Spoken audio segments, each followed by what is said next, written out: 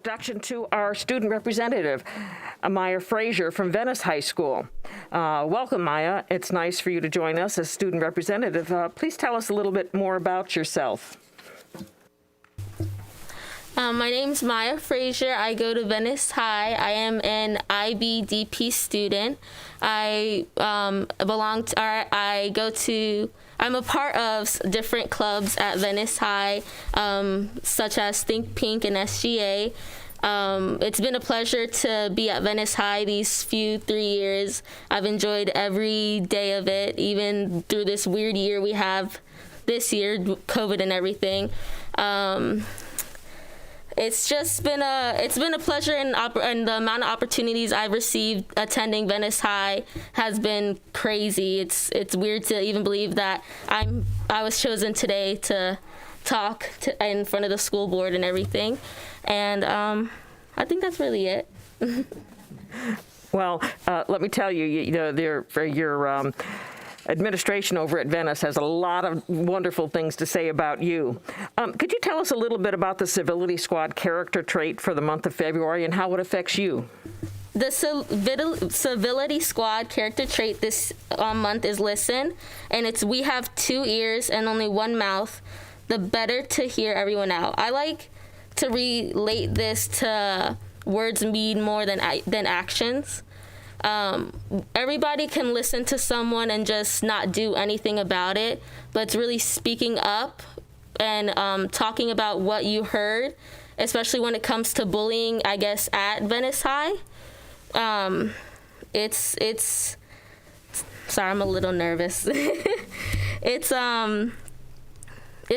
this month listen is very impactful, along going with Black History Month, listening to the opinions students have, and the one mouth is like talking about it and voicing your opinion, and getting a chance to say what you have to feel. Thank you very much. And we've given you a certificate for serving as the Student of the Month, and we wish you the best of luck in the future. Speaking of the future, do you know yet what you're planning to do when you leave college? You've got a whole year yet ahead of you down in Venice.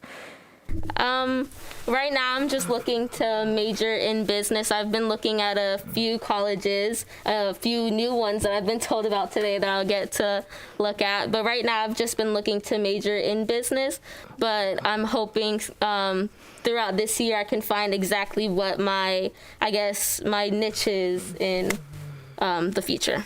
Well, MBA keeps you open and lots of options. Thank you. Special presentations. Bernadette Bennett and Tracy Prince to the podium.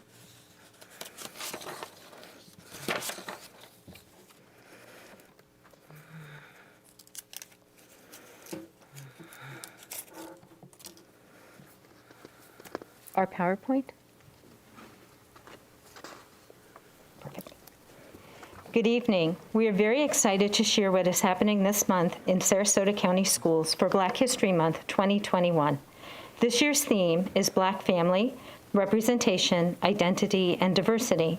As we celebrate this year, this theme is woven into our celebration of Black history and heritage.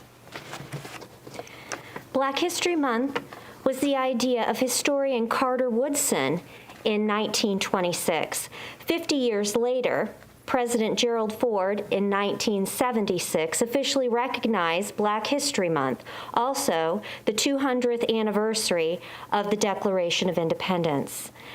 Black History Month celebrates the achievements of African Americans. Across Sarasota County Schools, we examine the role of African Americans throughout our curriculum. It really isn't just a month. There are standards that focus on the role of African Americans in our courses and a required instruction mandate that focuses on African people before the political conflicts that led to the development of slavery, the passage to America, the enslavement experience, abolition, and the contributions of African Americans to our society. We take Black History Month as a time to celebrate the heritage and culture of African Americans across our schools and contents. Our elementary schools are researching African American inventors, civil rights icons, and local people who made a difference in their community. Students will be learning about the lives and actions of how people can make a difference through reading, writing, and arts integration. They will showcase their acquired knowledge through research posters that will be displayed within their schools. Middle schools are focusing on African American heritage across genres and throughout core content areas and exploratory classes. Some of the activities include school-wide news broadcasts introducing influential African American inventors and innovators, examining African American art and artists, reading and analyzing African American poetry and literature, learning about African music, rhythms, and African American composers, and displaying student-made Black History Month posters. Moving beyond the curriculum, high schools are focusing on the contributions African Americans made in art, literature, and music. Students are taking the lead as they create morning announcements celebrating African American heritage. Schools are highlighting music from various time periods and genres, artists and writers who have inspired generations. Our students and staff will experience soulful music playing in the hallways during passing, morning announcements hosting students reading quotes, and a short biographies and contextual information regarding the contributions of African Americans. School-wide celebrations of Black American artists, school-wide door decorating showcasing the contributions of African Americans, as well as specific highlights, readings, and writings for all content areas. Sarasota County Schools has incredible community partners that support a variety of programs in our schools. 15 on the Road to Freedom is brought to us this year by the Van Wezel. 15 on the Road to Freedom is the story of Linda Blackman Mallory. Mrs. Lowry was the youngest person who tried to cross the Edmund Pettus Bridge in Selma, Alabama, then marched with Martin Luther King from Selma to Montgomery, crossing that bridge. This presentation married Mrs. Lowry's experiences with the music of the time. To honor local Black history, Newtown Alive will add a new stop on the Newtown Alive trolley tour honoring Dorothy Smith, the first African American principal in Sarasota County Schools. Her career began at Emma E. Booker School in Overtown, Sarasota's first African American community. She went on to teach reading at Brookside, Venice, Southside, Gosho, and Philippi Shores schools until 1971, when she became the first African American principal in our schools. The West Coast Black Theater Troupe and Jazz Club of Sarasota County for the last 5 years has brought the sounds and history of the Harlem Renaissance and Civil Rights Movement through their Jazz Links program. Using a variety of primary resources, including images, legislation, and music, they developed resources that bring to life the music and stories of our past. As we close this presentation, we have a little taste from the West Coast Black Theater Troupe, who is bringing Black history to life in Sarasota County Schools.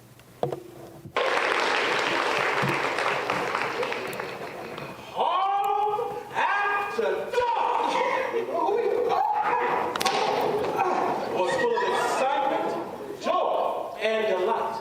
The popular clubs like Connie's Inn and Small's Paradise would draw eager white aristocrats from Manhattan to Harlem, who would view some of the high-spirited shows that would feature some of the top Black artists of the Harlem Renaissance, who would give them a unique experience they could not find on Broadway. No Harlem club was more popular than the Cotton Club. Everybody knew it was the hot spot in Harlem, and the only way to get there was on none other than the new A subway service that ran through New York City. Duke Ellington was the first orchestra conductor of the Cotton Club. He wrote his song about the populace age.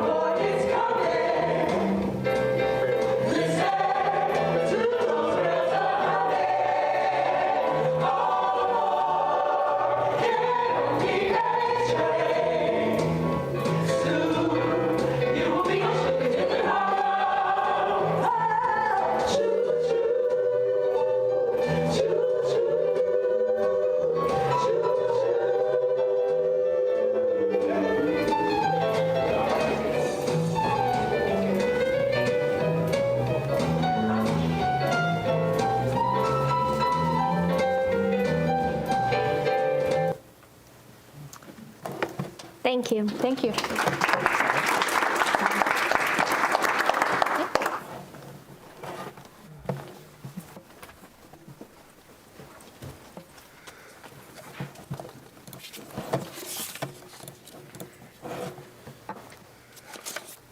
Superintendent? Thank you, Madam Chair, and good evening, board members. I just have a few items here to explain. First of all, thank you very much for the presentation. That was very, very good. It was excellent, so thank you very much for that. Do appreciate it. Also, our schools have quite a few activities going on throughout this month during Black History Month, just so everyone knows. You can talk to your school about that and your teachers about what they're doing. Also, I think First Lady DeSantis has an essay contest, I believe, that some of the students are going to participate in. So that'll be great, and looking forward to all of that this month. Just a reminder also that our school choice controlled open enrollment is open, and it's on the webpage, so please take a look at that. Also, tomorrow is National Signing Day for our high school athletes. We just want to congratulate all of our high school athletes for those. Booker High School senior and Take Stock in Children of Sarasota County student Miles Summerlin was awarded a $40,000 scholarship. And I just wanted to say congratulations, special congratulations to Miles for that. Also, Liz Greco, who's an employee at STC, was a hero recently. She actually saved one of her students who her student didn't come to school, and she saw some concerning texts, and they sent the SRO out there. And it was a good thing they did, because they saved her student's life out there at her house. So I want to say thank you to Liz Greco, and she truly is a hero. Definitely is a hero. Vaccines, just wanted to mention Sunday, we had 600 vaccines for our employees who are 65 years and older. And I'm not sure exactly how many folks took advantage of that, but I know it was close to the 600 that we were allocated. So I want to thank the Department of Health and Chuck Henry for helping us out with that. And also Jody Dumas and his team did a great job, and Susie DeBose, who just did an amazing job for us, making sure that our folks were vaccinated on Sunday. And it only took one day for 600 of our folks. So I heard that it went really well. It was organized very well. So thank you. And then lastly, I'd just like to introduce some of our folks who are in new positions, and I'll just do this very, very quickly. First of all, our Executive Director of Human Resources, Carrie Evans. There's Carrie over there. We welcome you to Sarasota County. We also want to recognize Dr. Kingsley, who is our Chief Academic Officer, and she's going to be retiring at the end of this school year after 35 years. And we want to thank you for your service, Dr. Kingsley.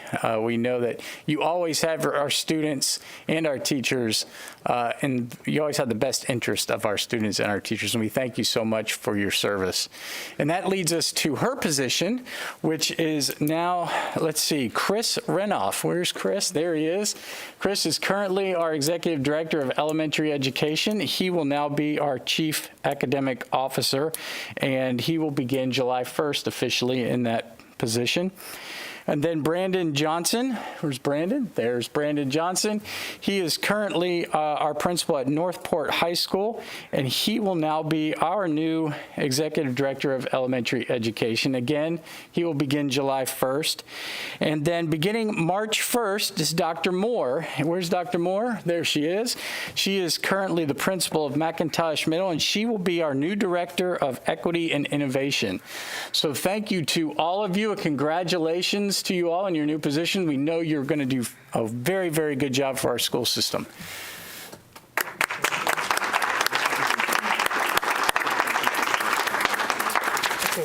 That concludes my report. The health department is online if we Oh, they are? Okay. if we need anything. I wasn't sure if they were going to make it today, so that's great. Does anyone have any questions for them? Because if not, we can just let them go. I believe we have Mr. Duggan in the audience. Oh, pleasure of introducing him and welcoming him as also. Mr. Duggan, there he is. Patrick Duggan, our new general counsel. Welcome aboard. Thank you for being here tonight. Chuck Henry, are you there? Michael Drennan, are you there? Yes, sir. I'm here tonight. Oh, there you are. Listen, thank you so much for what you did for us with the vaccines for our 65 and older employees. We really appreciate that. I know they do too, and you all did a fantastic job of vaccinating them all on Sunday, so thank you again. Well, we're very happy to partner, and your team and staff did a phenomenal job. I went out there, and there were just so many district employees there helping out, so it was a great partnership, and we were glad to partner together to do it. Anyone have any questions? Bridget? Not a question, actually. I'm going to be short, but I just want to thank you for, one, being available at every meeting that we've had since we've gone through this journey, and just for the support you've done with the district. So I just wanted to show my appreciation. Thank you, Michael. Thank you. You're welcome. Yeah, Michael, I was out there, and I got my shot on Sunday, and I went there about 3:30, and the crowd was gone. They had a few people there, but I understand that 11:30 when it first opened, they had a full house, but they moved through quickly, and I really appreciated that. Are you hearing anything from the state on when they're going to be opening it up to school staff under 65? I have not heard that yet. I apologize. I wish I had a better answer. I know, or my understanding is that would at least been conversations about that being in the next group, but I just don't know when that's going to happen. We're still getting some people saying, why are you wearing a face mask? But we're only, I think, 10% vaccinated in the state. I mean, so we're not anywhere near herd immunity. And we're concerned, I understand, with the new strains that are coming out, that people who may have had a different strain may not be protected from these new strains that are coming. So it's really, especially because they're more transmissible, it's even more important for everyone to wear their masks. Is that accurate? Or? That is very true. Early studies have shown the Moderna vaccine to be pretty effective in preventing illness when exposed to at least the UK variant. I'm still doing some work on some of the other variants that are out there, but yeah, until we get that number much higher, ideally closer to the 80-85% range, we're still going to make recommendations to wear masks, just to be safe and be precautious and prevent the spread. And the more people that spread now, the more likely we are to get variants and for these things to morph into something else. So if we can keep the spread down now, we can keep it from morphing into other things. Do we have some of those variants in Sarasota County at this time? At this time, my understanding is that we do not. However, we do know the variant is in Florida, and so it's definitely the possibility that it could be here, and we just haven't identified it yet. So to your point, it's very key to remain diligent on taking those precautions and preventing the spread. Even if you've had it before and you've received one or two of the shots, you still should be wearing your mask to keep the spread down and it from morphing into something else, correct? That's correct. And the reason we kind of make that recommendation for everyone is we're still learning about the vaccine. Some evidence that it can show, or some evidence has shown that it can prevent someone from becoming infected, but in many cases, someone can still become infected. They just have a much milder illness or no symptoms at all. And we do know that asymptomatic people can spread the disease. So we still just need to learn more about the vaccine. We're very early in the process, and that's why we're sticking with that masking recommendation right now. Well, I hope everyone can stay true to these protocols, and so that by next year, next school year, it'll be in the past. That is my hope as well. All right. Thank you, and I don't think there's any other questions. Thank you for all your help. You're very welcome. Thank you. That was all you had? Yes, ma'am. Okay, we do have a few speakers. Each speaker will have 3 minutes. When the timer flashes yellow, 1 minute remains, and you'll need to begin to summarize. You must stop speaking when the buzzer rings. Please note that respect for divergent viewpoints and civility will be shown at every board meeting. Whether you disagree or agree with the speaker, the board members are here to listen to you. This is not a time for debate, and the board will not take any formal action on your comments unless the comments relate to an agenda item. If your comments relate to non-agenda items, the board may refer the matter to staff for a report prior to the board's next meeting. The board is committed to civility and decorum in the conduct at its meetings and assist us in maintaining a civil and constructive meeting environment by confining your comments to the issues and refraining from interpretive or rude remarks. And anyone causing a disruption will first be given a warning, and if it doesn't stop, they'll be removed. And board members received email comments from those who sent them in. Okay, the first person we have is Nora Nago-Mitchell on the curriculum.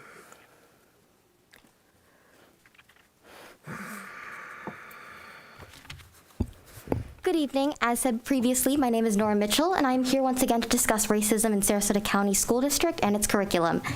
As you all know, this month is Black History Month, and in light of all the events of this past year, accordingly, we need to discuss the disease that rages in our school district amongst the physical disease that rages our country. First, I wanted to commend the school board for moving forward with its new initiatives to close the achievement gap.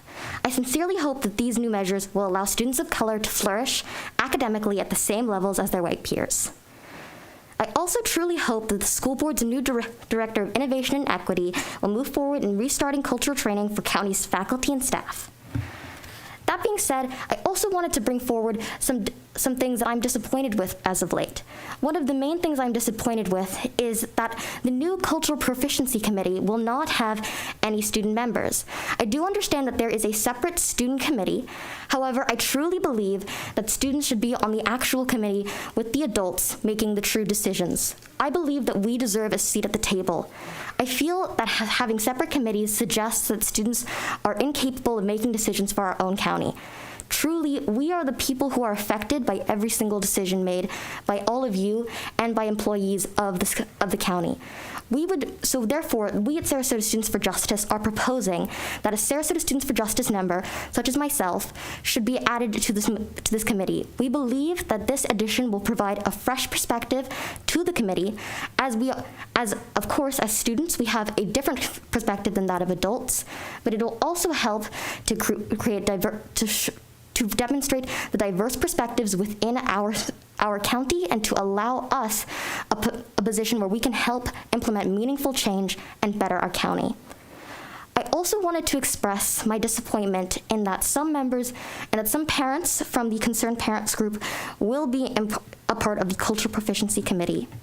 I am perturbed that the same group that has repeatedly called students racial slurs, resorted to racially motivated cyberbullying, which I have been a victim of, and overall have tried to suppress the free speech of marginalized students, will now maintain power over these same students.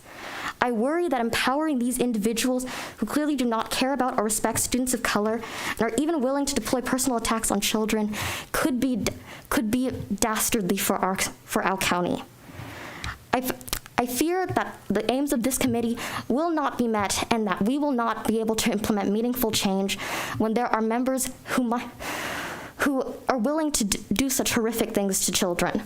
I'm deeply perturbed by this, and I certainly hope that all of you will investigate this further. I also wanted to discuss, of course, Black Lives Matter in the curriculum. Of course, it's Black History Month, and it's so important to learn about the past. But I also want to remind everyone that the future, about the present, about what continues to happen to people of color. And I want to remind everyone that it is not leftist to learn about the Black Lives Matter movement, and it is not leftist for our teachers to be able to teach reality. The struggle of people of color is real and it is present. It does not just exist in the 60s. It lives on to this day. I sincerely hope that the Black Lives Matter will be reconsidered by the county, and I sincerely hope that this month's Black History Month curriculum will provide students with the perspective that it should, and that it will teach the students the meaningful and rich and important history of Black Americans. I want to remind the school board that by not taking a stance and by insisting that they are being impartial, they are taking a stance in favor of discrimination. Thank you so much, and happy belated New Year. Thank you. Next, Lisa Aaron. Good evening, everyone. My name is Dr. Lisa Aaron. I'm here tonight as a concerned parent and citizen. I'm coming here because I had two children who are both in gifted education and IB programs. One has graduated, and my older child just told me something a couple weeks ago that was fairly disconcerting. She said that she is apprehensive about taking the GMAT exam. That's the graduate management exam for business school. So she's particularly concerned about the problem-solving portion, which is what surprised me, because she was a very good student. She still is a good student at FSU. But then it got me thinking, if someone who has had the benefit of having access to the rich program of the gifted program and the IB program is having that kind of concern, and I know she'll land on her feet, she has the whole time. But if someone like that is having an issue, what does that mean for our children, our students who are in, not in gifted, not in IB? It made me wonder, are there efforts being taken to optimize the problem-solving capabilities of our students here? Is there measurement efforts being taken to determine how well students are able to apply knowledge to everyday problems? The information I'm seeing says that, of course we have society that's replete with problems, but mental health is actually improved when people can work through their problems, both interpersonally and also just in terms of everyday living, and it's also a highly sought after soft skill in the, in the workplace. So I don't know if the teachers here are primarily teaching didactically, with direct instruction, or if they're doing any kind of teaching of higher order thinking. But I would just ask you to please consider what efforts are being taken to optimize our students' ability to apply the knowledge that they're acquiring here in the school district.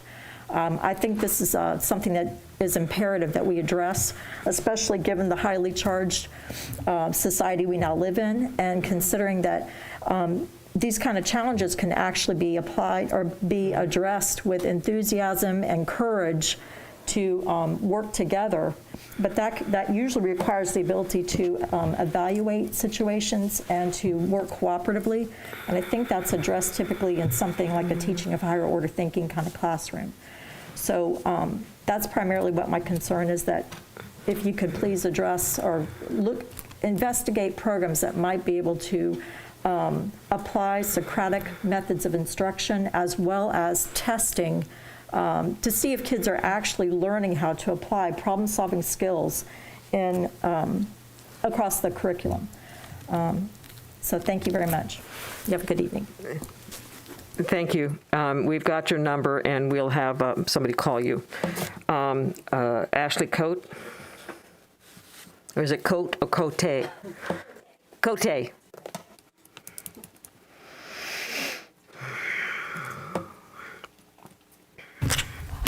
Ashley Cody, a parent. I was going to talk about the legal counsel vote. I emailed all of you my thoughts on that. Hopefully, I'll be quick because I'm going to follow up with what was just said.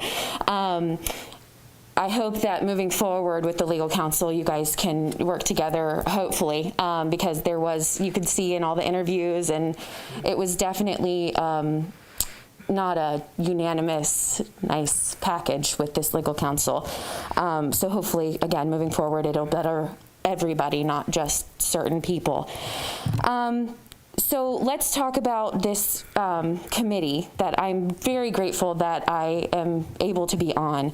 It's a shame that certain students feel that way. I have done nothing towards any student, done nothing online. I actually had threats this weekend. And again, these threats were questioning my involvement about the BLM curriculum, that I needed to shut my mouth, or I was going to have the sisters funding the BLM curriculum on my case and in my son's school system, that they would be able to see into his room and be able to teach him whatever they wanted. So we want to talk about threats. I have physical threats that have been sent to the police, okay? I want to do what's best for the entire community. I'm here all the time. I haven't been last month because things have been busy. Life is crazy. We all have that, and I have work, and I was disappointed that we weren't able to see you guys earlier today. We had some technical issues, and I'm like, oh, I want to hear what's going on. I want to make sure that all students are treated equal. That's not, I'm not against that. I'm not against a lot of things. I'm willing to work with people. I've tried to have a conversation out here, and that didn't happen, and now I know why. So I guess you can see that that person left already. I stay until the end of every meeting. I make sure that I follow up with everybody. I've talked to almost every one of you individually. But anyway, with regards to the BLM curriculum, I don't know why this is still an issue. I mean, Dr. Asplin's already gone over it. I just don't get it. I'm tired of the threats. I don't do threats. I want to help, and I want to work with all of you, and that's basically all I wanted to say now. Have you contacted the school that your son attends to make sure that? All right, thank you. Thank you. John Wilson? Is it John or Joa?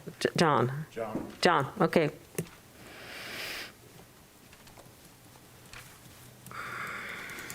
First, I'd like to thank Dr. Asplin for everything he does for all of our students. We appreciate it. You guys know that I've been here before talking about COVID, talking about the masks, how we should approach younger children, middle school. Asked you to do a workshop, no workshop. So, you know, I took the numbers and I put the numbers together myself. You know, elementary school, 17,545 students. Pretty good. When I took the cases, I figured out that 0.3% is infected out of elementary school kids. Middle school kids, 8,393. 0.2% of the kids. High school, 13,731. 0.8%. I think the younger kids need to be addressed differently. You know, I don't know why, like, I have to have my own workshop. It's upsetting. You know, it's very upsetting. Plus, I'd also like to know is the thousands, it's over 1,000 people have been quarantined. I guarantee you those numbers of the people that went into quarantine and became contracted COVID is very low. Very. I'm also, I see these, we're moving around money, you know, to do certain things in the county. We're going to go ahead and build a new thing up at Booker. Why can't we move money around to help the teachers out with hand sanitizer, other things that we need? It's misguided. I find it very misguided.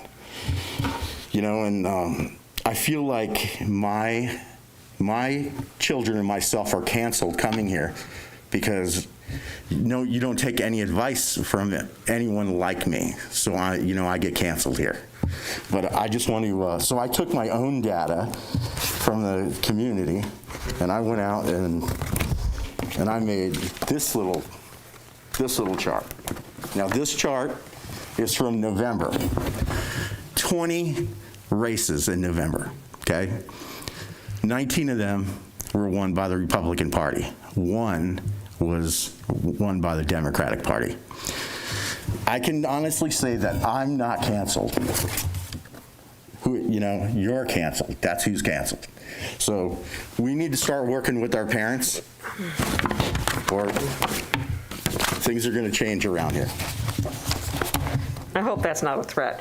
No, does it sound like a threat? No. No, I'm telling you that it's going to change. But I want the younger kids addressed. But you don't want to address those things. And it's been many meetings for me, and I'm frustrated. There's a lot of other things that can be addressed around here, and that is important to me. Thank you. Additions, corrections to the agenda? Yes, the following items were added after the agenda was published. Item number 9, amendment for the instructional classified personnel report. And item number 29, contract for the new board general counsel. And there was a slight change made to the legislative agenda that we're approving.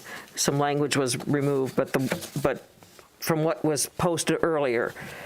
And that was changed too. Are there any amendments to the agenda? Well, how about a motion? Yes, how about a motion?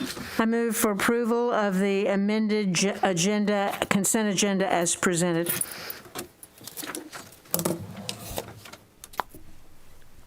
Second. Is there a second? Oh, I'm sorry, that was Tom. Tom, thank you. So vote.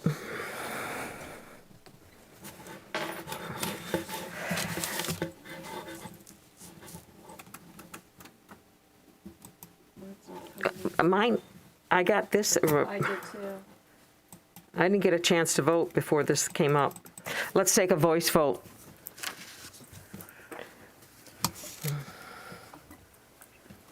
That's why. Okay, sorry. Okay. Oh, you're fixing it. Okay, here I am. You're in the wrong spot. There you go. There you go. Then you go over to the to see where into that. And so the consent agenda as amended has passed 5-0.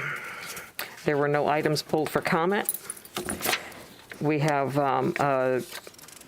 new business. Do we have a motion? I move for approval of the contract for board general counsel as presented. Is there a second? Second. Any comments? Look at the comment section.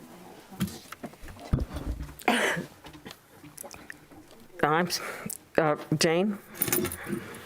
Well, first of all, I want to say something to Art Hardy. You have been a wonderful counsel to us for 30-odd years, 22 as solo and 30 total, and you were only 27, so you started at 12, right? But I want to just say that, you know, we will miss you. You have been and done a wonderful job and have studied so many things that, you know, we all get hysterical about from time to time. And you just are an exceptionally knowledgeable attorney about school law. And you'll be a hard act to follow. But I want to thank you for that service and say that I'll be thinking about you as you start this new wonderful life with Ann. And I know you'll have great times. So thank you so much.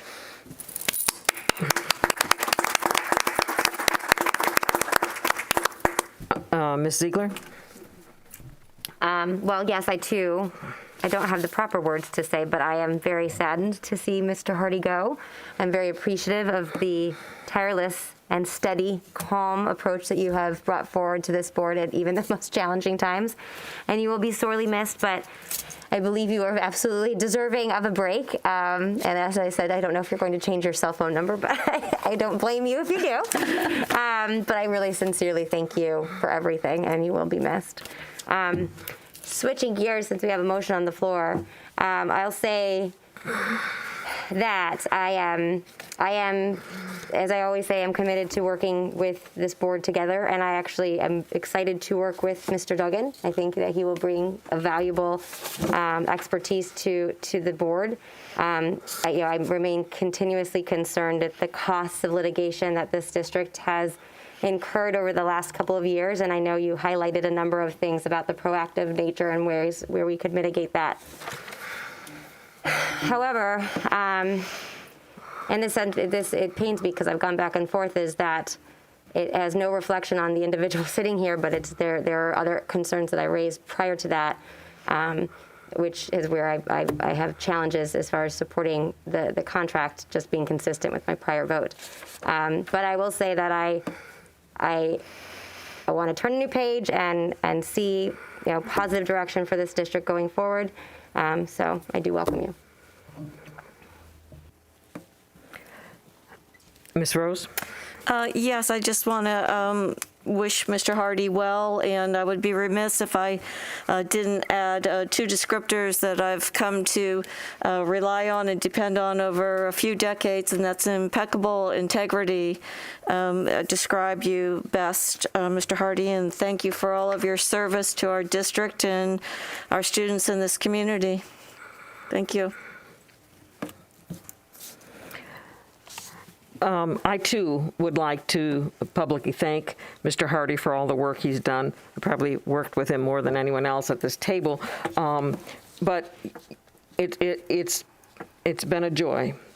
And there isn't a person on this board or probably in this district that is happy to see you go. We've come to depend on you very much. And I look forward to working with the firm. I know there were some complaints that with the firm that we chose. We chose a local firm that we felt large enough to be able to handle it. And I do believe that Mr. Duggan will work with us. And I truly appreciated, it makes it harder when we've had one guy that's stayed at his salary rate for so long. You make this harder to replace you at the same rate. Yes, so rates will go up, but the firm has agreed to look at our overall billing and try not to exceed 5% of what the current year, what the average of the last 3 years was. So I hope that we can look at that going forward, and we'll work with them not only proactively on getting a handle on what those legal costs have been, but also perhaps on training and some of the other proactive things that we can do as a district to prevent lawsuits in the future, either by employees or parents or citizens. And I think that's always the best way to spend our money, is to work proactively. So I look forward to working with Shoemaker Loop and Mr. Duggan. And now I see somebody else wants to speak. Karen, do you want to speak again? Please, I just would like to speak to the motion, and I've stated all my reasons and the history and learning from it and moving forward, and I will be consistent, and I won't be able to support this motion. However, I am committed to working with Mr. Duggan and working with this board and moving forward with where you choose to go. Mr. Edwards. Well, Mr. Hardy, you got all of us to agree. None of us want to see you go. But on a personal note, as roommates, I've appreciated your counsel and your therapy sessions and all of your good advice. And I wish you well in retirement. And I believe we're prepared to vote.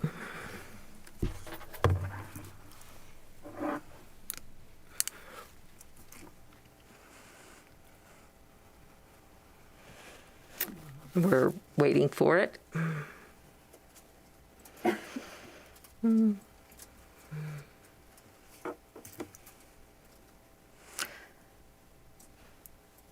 What's displayed is the last vote, I believe.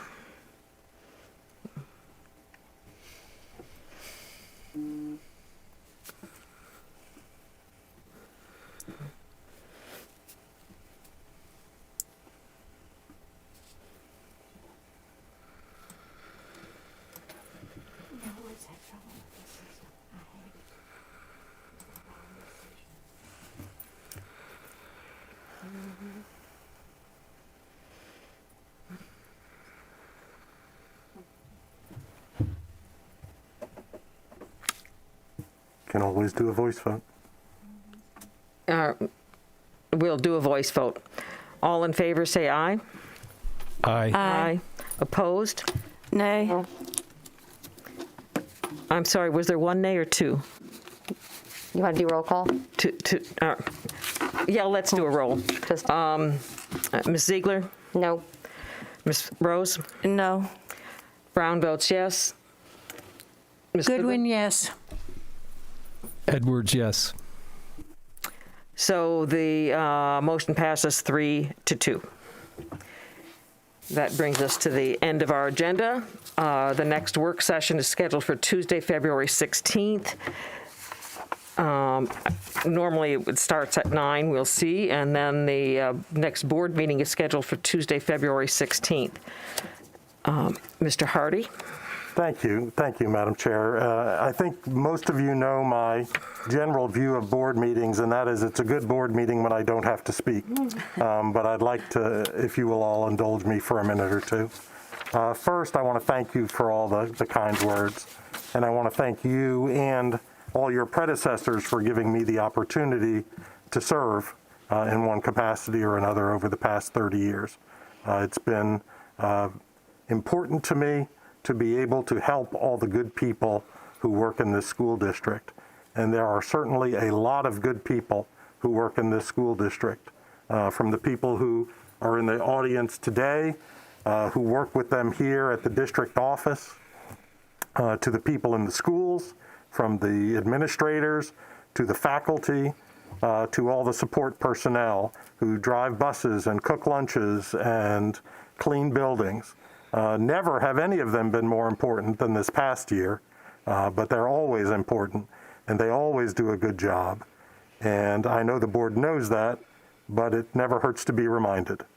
And the public needs to know that as well, because I am not only been your lawyer, but I've been a consumer of this system with 2 kids graduating from our high schools, and I myself graduated from our high schools. So it's important that sometimes the public hears controversy, and there will always be some controversy with any public organization, but that doesn't mean and doesn't detract from the great work that the people in this school system do, and you need to know it, and you need to remind yourselves and remind everybody else about it too, because everybody in this community should be proud of the work that the men and women who work for the Sarasota County School Board do every day. Having been here for so long, I've worked with a lot of people, a lot of really good people, so I hesitate to single out anybody, because of course you're going to leave people out, but I'm going to do it anyway, and I'm going to acknowledge I'm leaving people out. But there are a few people I would really like to thank. First, and I don't know how many of the people in the room will even remember some of these people, but my 2 prior partners who occupied this seat before me, Lamar Matthews and John Medawar, both of whom did great work for this school district and helped me a lot to prepare me to try to carry on for them. I'd like to thank Dr. Chuck Fowler and Mr. Bob Meyer, who were the superintendent and the assistant superintendent when I first started working back in the late 80s and early 90s. For some reason, the 2 of them saw something in a 20-something-year-old lawyer who they gave probably way more opportunity and responsibility than maybe was even wise, but I appreciate that they did, and things have flowed on from there, and they did a lot for this school district. And then in more recent history, 2 women, Wilma Hamilton and Lori White, who were tremendous educators, even better people, and great friends of mine. Wilma, who took helm of the district in a tough time after a referendum was lost. People don't remember that, but I do, in 2000. And Wilma brought us back from that and started us on a path where we have successfully passed referenda every 4 years since. And Lori, of course, who probably everybody knows, a great leader, and led this district through some very dark economic times in the late 2000s. So I want to especially thank those folks. Obviously, there are lots of other great people, many of whom are still working here, and you should be very proud of them. I'm proud to have been working with them and with you, and I wish you and them, Mr. Duggan, the best of success moving forward in the future. And I'll be watching you from the sidelines. Thank you.